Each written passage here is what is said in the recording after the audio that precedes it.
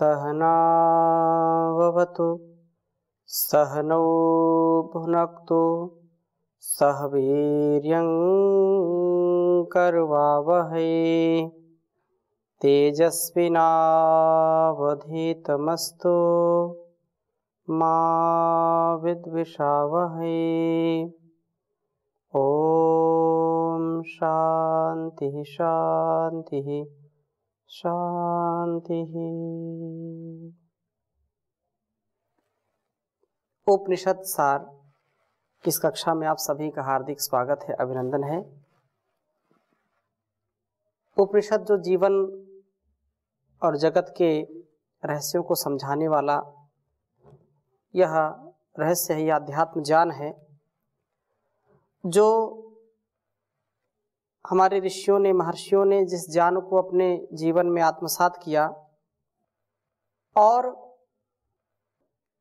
जगत के कल्याण के लिए जो वेदों का अंतिम उपदेश है, वेदांत है, उस उपदेश को बड़े ही सरलता के साथ, आख्यानों के साथ, कथानकों के साथ हमको इस जीवन की महनीयता का बोध कराते हैं। सांसारिक कर्मों का, स्वधर्मों का निर्वहन करते करते हम उस परमात्मा के प्रति भी पूर्ण आशा और विश्वास के साथ जीवन को जीने का प्रयत्न करें, जिससे हम जो पथभ्रष्ट होना या सच्चे मार्ग से पतित होना, या ये कहें कि अधर्म से युक्त होना, पाप से युक्त होना, इनसे हम मुक्त हों, इनसे युक्त ना हों। इसलिए कठोपनिषद की हम चर्चा कर रहे थे और बहुत ही सुंदर कथानक, एक आख्यान यहाँ प्रस्तुत किया गया, जिससे हमारी ऋषि परंपरा, हमारी आध्यात्मिक परंपरा, आत्मोन्नति की परंपरा पुष्ट होती है, प्रशस्त होती है। कठोपनिषद के अंतिम भाग को हम पढ़ रहे हैं, जो छठी वल्ली है, छठा क्रम है। उसमें योग की चर्चा करके यह बताया कि योग वास्तव में हमारे जीवन और जगत के लिए अत्यंत कल्याणकारी है। ताम योगमिति मन्यन्ते स्थिराम इंद्रिय धारणाम अप्रमत्तस्तदा भवति योगो ही प्रभाप्ययु। नैव वाचा न मनसा प्राप्तुम शक्यो न चक्षुषा अस्तीति ब्रूतो अन्यत्र कथम तद उपलभ्यते। कि हे नचिकेता, उस ब्रह्म को कोई भी बाह्य नई वाचा, वाणी, मन, चक्षु आदि इन भौतिक इंद्रियों से प्राप्त नहीं कर सकता, करना भी चाहे तो भी। यह उसकी अति भूल होगी, क्योंकि इन आंखों में वह दिखाई पड़े तो एक देशी होगा, एक स्थानीय होगा, परंतु परमात्मा तो सर्वदेशी है, असीम है, उसकी कोई सीमा नहीं है। इसलिए यह हम जो कहते हैं तो ये हमारी केवल भूल है।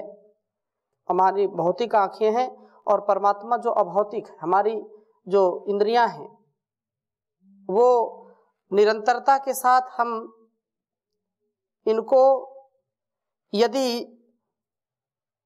इनका प्रयोग करें तो वास्तव में ये केवल व्यवहार के लिए हैं, और व्यवहारिक तथ्य सत्य केवल संसार का जो उपक्रम है, जो इस जीवन और जगत की रीति है, उसके लिए तो हमारी इंद्रियों का व्यवहार अति आवश्यक है। बिना इंद्रियों के हम कोई कर्म का अनुष्ठान कर नहीं सकते। इसलिए ज्ञानेंद्रियां, कर्मेंद्रियां हमको उस परमात्मा की ओर से मिली हुई हैं, इनका हम सदुपयोग करें, दुरुपयोग से बचें। परंतु इनका एक सामर्थ्य है, ये भौतिक इंद्रियां उस अभौतिक जो परमात्मा है उसका साक्षात्कार नहीं कर सकती हैं, उसको देख नहीं सकती हैं। हाँ, आत्मस्थ होकर के, आत्मोन्नति के लिए आत्मस्थ होकर के, चित्तवृत्तियों का निरोध करके, इंद्रियों पर नियंत्रण करके हम उसका अनुभव कर सकते हैं। क्योंकि यह दृश्यमान संसार किसी कर्ता की ओर संकेत कर रहा है।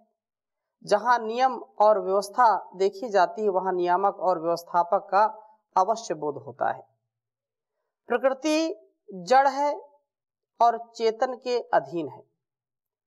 जड़ स्वयं कोई चेष्टा और सुनियोजित परिणता को प्राप्त नहीं हो सकती है। कथम तद उपलभ्यते, उसको जानने का यही उपाय है, वह है इस सृष्टि का जीवों के कर्म फलों की व्यवस्था का यथार्थ विधान जो करता है।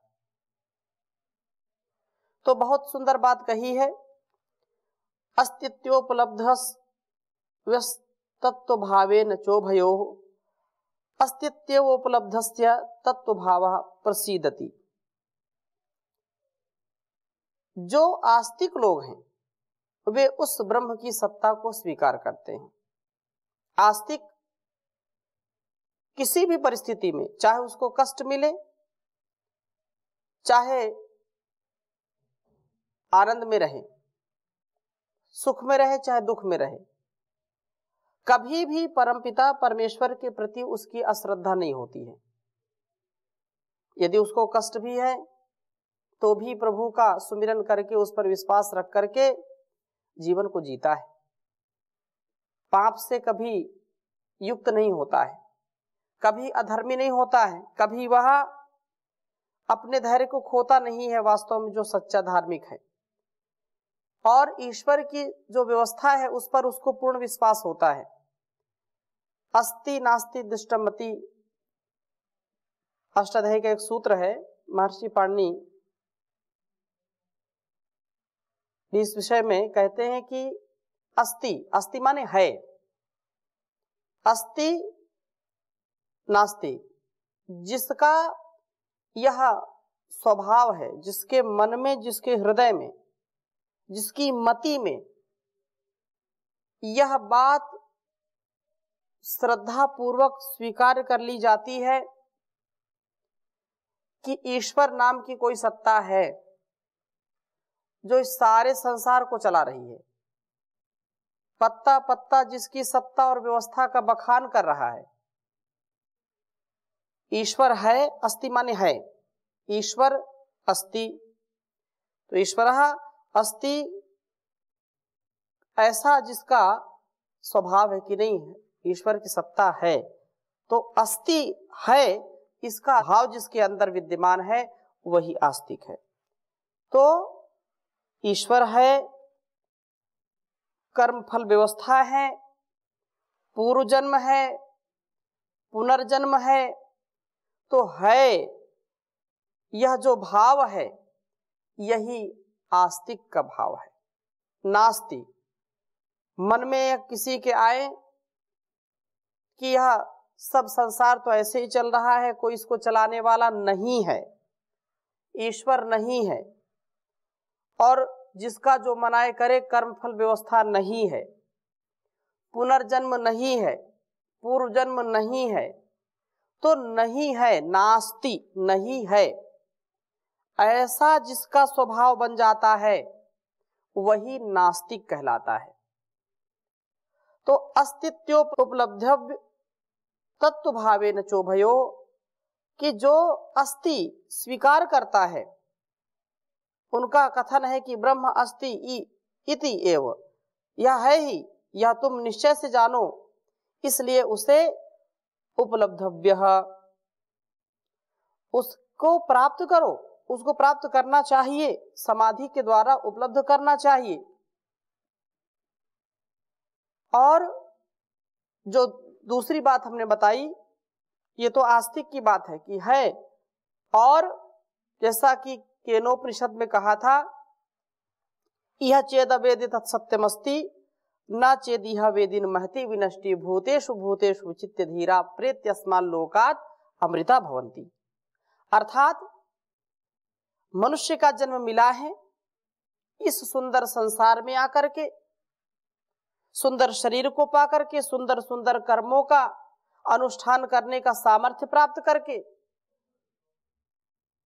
वेदानुकूल आचरण करके, सत्संग में आकर के, सत्संगति में अपने मति को ठीक करके, सत्कर्मों का अनुष्ठान करके यदि हमने उस सत्य को पा लिया, उस ईश्वर के प्रति हमारी भक्ति खरी उतरती है, तो यह जीवन सफल है।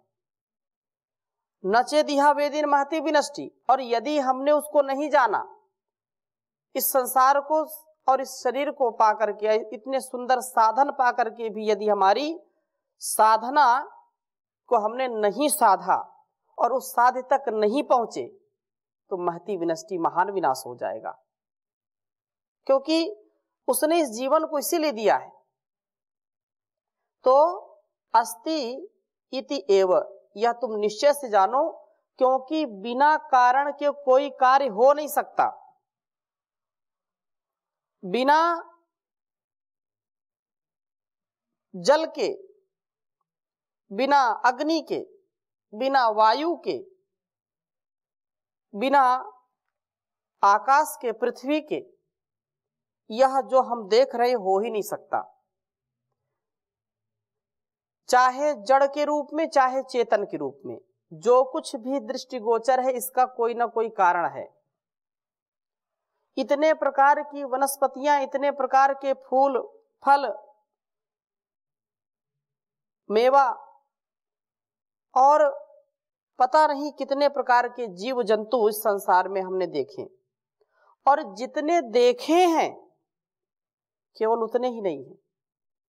जितने हमने देखे हो तो एक भाग है। कितने ऐसे जीव जंतु पूरे संसार में, रंग बिरंगे पक्षी, हम जिनको देखे नहीं। कौन कर रहा है, कौन बना रहा है? कोई ना कोई तो नियामक है। तो उसके प्रति अस्ति का भाव रख करके, कोई ना कोई तो है, कोई ना कोई तो ऐसा है जो इस संसार के चक्र को बहुत सुंदरता के साथ चला रहा है और सबके कर्मों का फल दे रहा है। तो ऐसा जिसका भाव है तो वो आस्तिक है और वो ब्रह्म की सत्ता को स्वीकार करते हैं। उनका कथन है कि ब्रह्म अस्ति इति एव, यह तुम निश्चय से ही जानो। ये भ्रम में मत रहो कि ये तो कोई घटना है और हो रहा है, बिल्कुल नहीं है।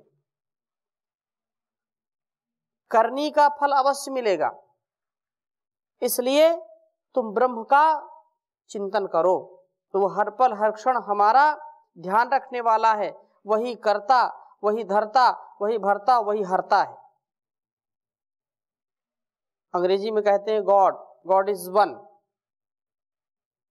तो G for generator, O for operator, D for destroyer. तो वही उत्पत्ति करता है, वही पालन करता है और अंत में वही लय करने वाला है। वही हमको संतुलित जीवन या इस व्यवस्था में फिर जो संतुलन, क्योंकि संतुलन जब बढ़ेगा तो संतुलन की आवश्यकता होगी। तो यह प्रभु का विशेष रूप से अनुग्रह है हमारे ऊपर, इसलिए उसे उपलब्धव्य, समाधि के द्वारा उसकी उपलब्धि करना चाहिए। तत्व भावेन, प्रकृति पुरुष के विवेक को प्राप्त करके जो उस ब्रह्म के अस्तित्व को स्वीकार करते हैं, वह हर समय प्रसीदति, प्रसन्न रहता है। उसके सभी दुख शोक समाप्त हो जाते हैं, अर्थात दुख आने पर घबराता नहीं है और सुख आने पर बहुत प्रसन्न नहीं होता। यही योग का रहस्य, समत्व भाव है। कितनी सुंदर बात कही है इस श्लोक में कि जिसका यह विश्वास है कि परमात्मा है और कर्मफल व्यवस्था है, वह कभी भी दुखी नहीं होगा और ये जानता है कि जो हम कर रहे हैं उसका फल देने वाला ईश्वर है। आज नहीं तो कल तो देगा ही देगा। प्रभु के यहाँ देर है अंधेर नहीं है, तो वह कभी अप्रसन्न न होता हुआ प्रसन्नता में ही रहता है। महर्षि देवदयानंद से किसी ने एक बार पूछा कि जब ईश्वर कर्म का फल देता है और यहाँ देता है, तो जो जैसा कर्म करेगा वैसा फल उसको मिलेगा, अवश्य मिलेगा। तो फिर जब हम कर्मों के फल के अनुसार ही जीवन जिएंगे, अच्छा करेंगे तो अच्छा मिलेगा, बुरा करेंगे बुरा मिलेगा, तो ईश्वर की इसमें क्या व्यवस्था है? हम अच्छा कर्म करें ईश्वर को नहीं मानेंगे, हम अपने मन में, वाणी में, व्यवहार में जो अच्छा अच्छा करते रहेंगे, ईश्वर की व्यवस्था जो है वो है अपना, लेकिन हम उसको नहीं मानते कि ईश्वर है। ऐसा कोई कहे तो उससे क्या हानि होगी? हम ईश्वर की स्तुति, प्रार्थना, उपासना क्यों करें, क्यों पूजा करें? क्योंकि ऐसा कर्म करेगा वैसा फल मिलेगा। कोई कितनी भी पूजा करे तो उसको तो फल जैसा, अगर उसने कहीं गड़बड़ की है तो उसको अशुभ किया है तो अशुभ फल मिलेगा। तो ईश्वर का हमारे ऊपर अनुग्रह किस बात का, उसका एहसान किस बात का? बहुत सुंदर बात कही महर्षि ने कि जो ईश्वर की स्तुति, प्रार्थना, उपासना करता है, जो उसको चिंतन में लाता है और उसकी आज्ञा के अनुसार जीवन को जीता है, तो विकट से विकट संकट आने पर वो कभी घबराता नहीं है। कितना बड़ा संकट आ जाए वो कभी भी अपने आप को असंतुलित नहीं करता, उसका संतुलित जीवन हो जाता है। यह ईश्वर की भक्ति का परिणाम है। कितना भी दुख आ जाए, कितना भी क्लेश हो जाए, वो कभी दुखी नहीं होता है। इसलिए उसकी भक्ति करनी चाहिए। और कितनी सुंदर बात कही कि तत्व भावा प्रसीदति, जो इस तत्व ज्ञान को समझ लेता है वही हमेशा प्रसन्न रहता है। और प्रसादे सर्व दुखानां हानिसोपजायते प्रसन्न चेत सोयासु बुद्धि पर्यवतिष्ठते, जिसका मन ठहर गया। यह निसंदेह है बहुत ही सुंदर बात है। इसलिए कहा तेरी दया परमात्मा मुझ पर बनी रहे, यह दिल तुम्हारे प्यार से हरदम धनी रहे। जीवन है चदरिया प्रभु भक्ति का रंग है, पूरी हो नाथ यह मेरे दिल की उमंग है। तेरी दया मुझ पर प्रभु सदा बनी रहे, यह दिल तुम्हारे प्यार से सदा धनी रहे।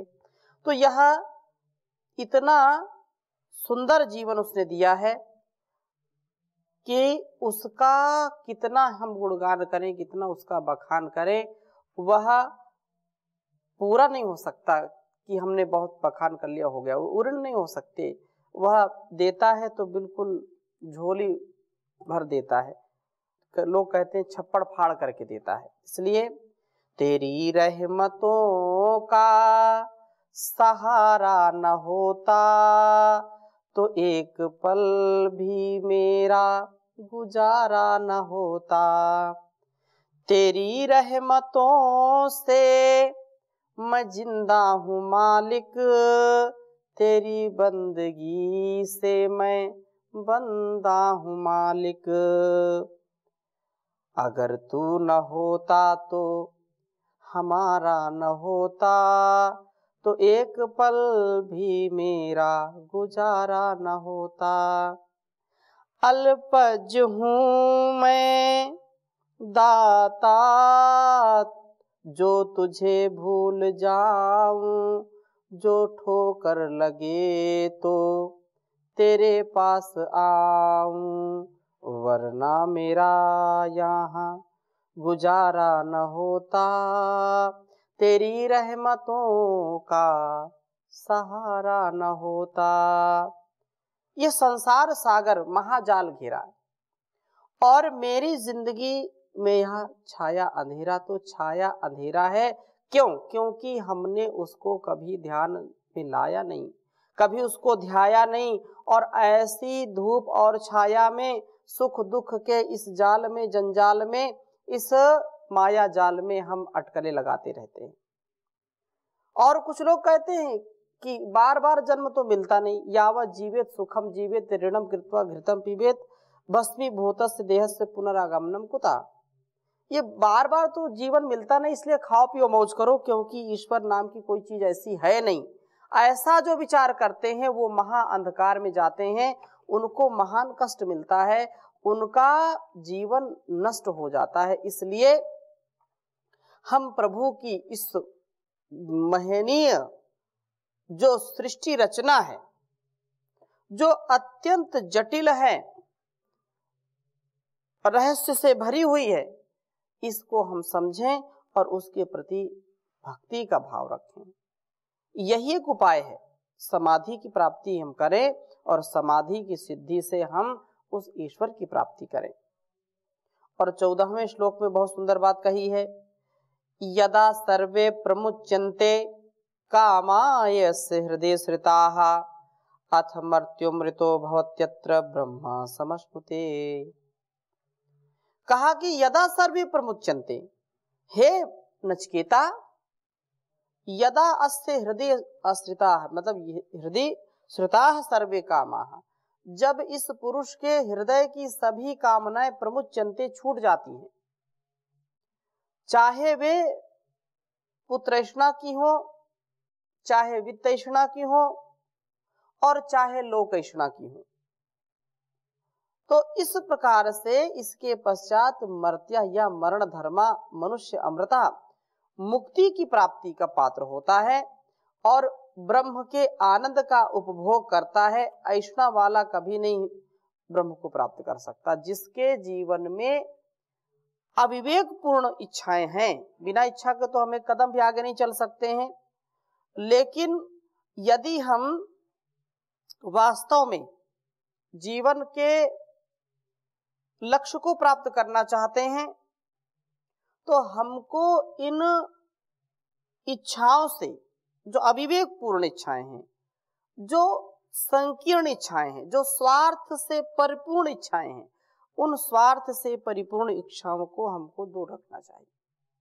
और ऐसा जब हम इन भोगों से, रोगों से बचेंगे, दोषों से बचेंगे, तो वास्तव में हमारे जीवन में आनंद ही आनंद होगा। ब्रह्मानंद का हम उपभोग करते हुए ऐष्णाओं से मुक्त हो जाते हैं। और जो इस भौतिक संसार में जो पुत्र पौत्र ये मांगना और ऐसे युक्त होना, मतलब इसमें कोई हानि नहीं है, लेकिन ये अनासक्त भाव से, कर्तव्य की जो है भावना से हम करें। और वित्तैष्णा, या चारों ओर से धन आने दो, धन आने दो, और धन में कुंडली मार करके बैठे, ऐसा नहीं। धन आए, वयम श्याम पतयोरैणाम, धन ऐश्वर्य के हम स्वामी होवें, लेकिन वह धन दूसरों की सेवा में लगे, तब तो उचित है। तो कहा कि वह जो ऐष्णाओं से युक्त है, जो भोगेच्छाओं से युक्त है, उसको ब्रह्म की प्राप्ति नहीं हो सकती है। वह तो जन्म मरण के चक्र में दुख भोगता रहता है। हम जरा विचार करें कि संसार से हम कुछ ले नहीं जा सकते, तो हम किसके लिए कर रहे हैं? हम इतना परेशान होते हैं, इतना हताश होते हैं, इतना निराश होते हैं कि लगता है कि संसार का सबसे बड़ा कष्ट हम ही को मिला है।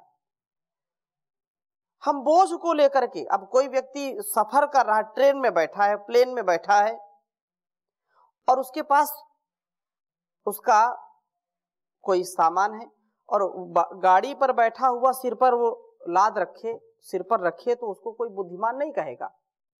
यही हमारी हालत है कि हम इस संसार में यात्रा में सफर कर रहे हैं, यात्रा में हैं और वाहनों में सफर कर रहे हैं, लेकिन हम अपने को सबसे ज्यादा समझते हैं कि हम ही चला रहे हैं। उस ईश्वर की व्यवस्था का हम ध्यान नहीं रखते। इसलिए हम उसकी भक्ति करें।